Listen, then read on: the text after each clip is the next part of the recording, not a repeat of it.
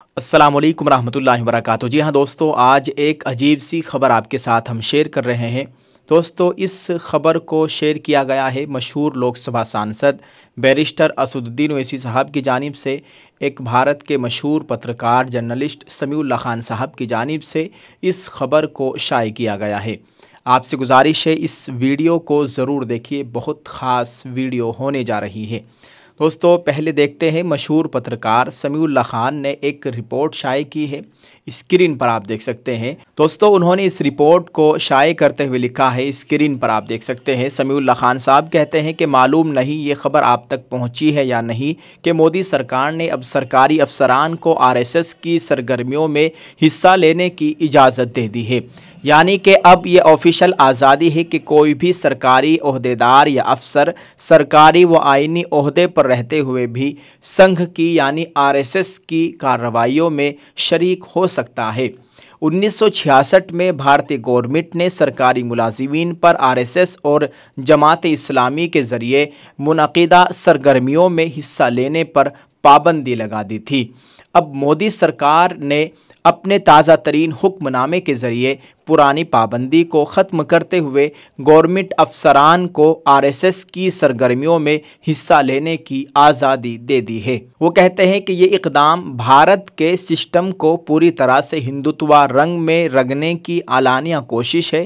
काबिल गौर है कि अब तक जबकि इस तरह की पाबंदी थी, तब भी खामोशी से कितने ही सरकारी महकमों में आरएसएस के लोग घुसे हुए थे और मुल्क में मुसलमानों के हुकूक समेत समाजी इंसाफ को नुकसान पहुंचाते रहते थे। लेकिन अब जबकि ये पाबंदी हट गई है और सरकारी मुलाजिमीन को आरएसएस की सरगर्मियों में शरीक होने की खुली छूट दे दी गई है, तो इस मुल्क में इंसाफ व अदालत और इंतज़ामिया का क्या हश्र होगा। आरएसएस के लेक्चर से मुतासिरा अज़हान इस मुल्क के सिस्टम को कैसा ज़ाफ़रानी बनाकर रख देंगे। समीउल्लाह खान ने इस रिपोर्ट को शाये किया है और इन्होंने इस रिपोर्ट को बहुत हैरान कुन बताते हुए इस रिपोर्ट को सभी लोगों के साथ शेयर किया है।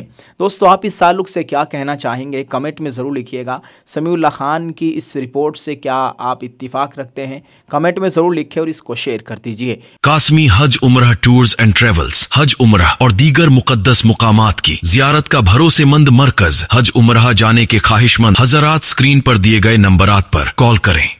दोस्तों, अब देखते हैं ओवैसी साहब ने इस ताल्लुक़ से क्या कहा है। ओवैसी साहब ने एक लेटर पैड शेयर करते हुए लिखा है कि इस दफ्तरी मेमो से ज़ाहिर होता है कि हुकूमत ने आरएसएस की सरगर्मियों में हिस्सा लेने वाले सरकारी मुलाजिमीन पर से पाबंदी हटा दी है। अगर सच है तो ये हिंदुस्तान की सालमियत और इत्तिहाद के ख़िलाफ़ है। आरएसएस पर पाबंदी इसलिए मौजूद है कि उसने असल में आइन, कौमी परचम और कौमी तराने को मानने से इनकार कर दिया था। आरएसएस का हर रुकन एक हल्फ लेता है जो हिंदुत्वा को मुल्क से ऊपर रखता है। कोई सरकारी मुलाजिम अगर आरएसएस का रुकन हो तो वह कौम का वफादार नहीं हो सकता। इस तरह से असदुद्दीन ओवैसी साहब ने इस लेटर पैड को जारी किया है, जिस लेटर पैड में ये पाबंदी हटाई गई है। आप इस ताल्लुक़ से क्या कहना चाहेंगे दोस्तों, कमेंट में ज़रूर लिखिएगा और इस वीडियो को शेयर करने की कोशिश करें। दुआ फरमाए अल्लाह ताला हमारे मुल्क में अमन व अमान का माहौल कायम फरमाए और जो हमारे मुल्क के ख़िलाफ़ नापाक कोशिशें कर रहे हैं, अल्लाह ताला उनकी कोशिशों में उनको नाकामयाबी अता फ़रमाए, ऐसे लोगों को हिदायत नसीब फ़रमाए। अल्लाह ताला भारतीय मुसलमानों की जान, माल, इज़्ज़त, आबरू की मुकम्मल हिफाजत फ़रमाए।